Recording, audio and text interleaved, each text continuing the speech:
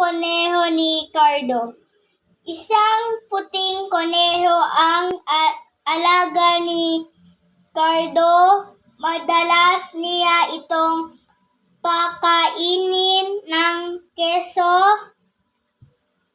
Kamay ni Cardo pag nanamoy ng koneho, lalapit kaagad at sa amo ay tatakbo. Mahal siya ng koneho dahil mabait siyang amo.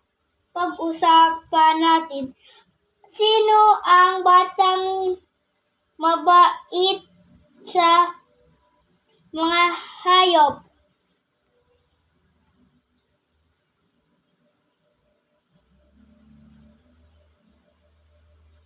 Ano ang kanyang alaga?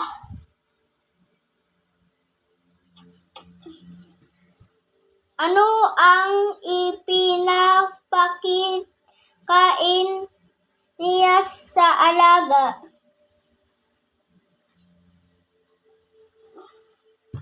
May alaga ka rin ba?